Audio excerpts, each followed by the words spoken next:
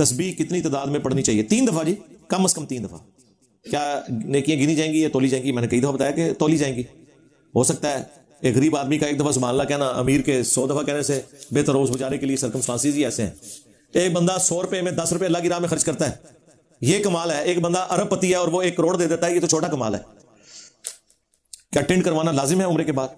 जी, बुखारी में मौजूद है, नबी इस्लाम ने 2 दफा दुआ करवाई है। उन लोगों के लिए दुआ की है जो टिंड करवाते हैं, यानी हलक करवाते हैं, शेव ऑफ करवाते हैं सर के बाल, और 1 दफा दुआ की है जो बाल छोटे करवाते हैं।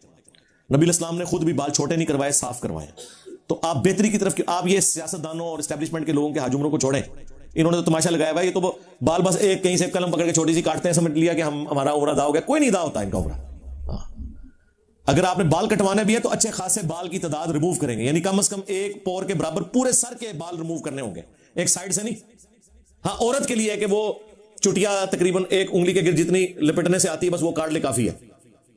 मर्द ने पूरे सर के बाल या तो मूंडने हैं या वो छोटे करवाने हैं या मशीन मोटी मरवाने, लेकिन पूरे सर के बाल, ये नहीं कि एक साइड से करें। आप ये देखें, लोग उम्रे पे जाते हैं, जाते वक्त भी बाल उतने होते हैं, वापसी पे भी उतने होते हैं। हमारे जितने पॉलिटिशियंस हैं, ये बड़े लोग, जितने भी लोग जा रहे होते हैं, इनको पता ही कोई नहीं इस चीज का। और ये समझते हैं कि एहराम जो है वो 2 चादरों का नाम है, हमने एहराम उतार दिया तो बंदियां खत्म। इनकी बंदियां अभी तक नहीं खत्म हुई। नहीं, ज़हन में रखें, एहराम कोई नहीं उतरा इनका। एहराम उतरता है जब आप वो सारे के सारे मामला दुरुस्त करते हैं, बाल काटने या मुड़वाने के बाद आप इस काबिल होते हैं कि आपने एहराम उतारना है।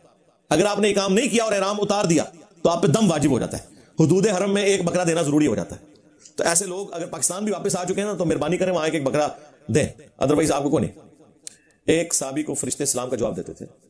अगर वो साहबी नबी की जिंदगी में फौत हुआ फिर तो ठीक है, अगर नबी के वफात हुआ फिर एक साहबी को मौत सलाम कर दे, थोड़ा अजीब नहीं लगता? कोई अजीब नहीं लगता। किसी को स्पेशल प्रोटोकॉल हासिल हो सकता है, इस तरह के कई प्रोटोकॉल है। ये इमरान बिन हुसैन एक साहबी थे, सही मुस्लिम में आता है, तो ये उनका प्रोटोकॉल था।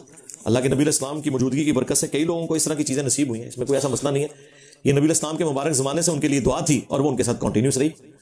सही बुखारी में आता है, हज़रत अबू हुरैरा के पास एक समझ लें छोटी सी एक थैली थी जिसके अंदर नबी इस्लाम ने खजूरें दी हुई थी, पूरी जिंदगी उसमें से खाते रहे, वो खत्म ही नहीं होती थी। फिर वो एक जंग के दौरान गालबन वो कट गई और वो निकल गई, बाकी तो वो खाते थे। इस तरह की तो चीजें कुछ लोगों के साथ अटैच थी। इस तरह एक साहबी है सही बुखारी में, साइब इब्न यजीद रज़ियल्लाहु ताला अन्हु, उनके बारे में आता है कि वो नबी इस्लाम ने उनके, जब वो कहते हैं मैं छोटा सा बच्चा था तो हुजूर ने, यानी मेरी माँ या खाला मुझे हुजूर के पास ले गई, तो नबी इस्लाम ने मुझे अपना जूठा पानी पिलाया, मेरे सर पे हाथ शफकत से फेरा। उनकी पूरी जिंदगी सर के बाल सफेद ही नहीं हुए, वो बुढ़ापे में भी जवान थे। कई लोगों को इस तरह की दुआएं मिली हुई हैं। तो ये चीजें तो हैं, लोगों के साथ अटैच है, कई सारी चीजें।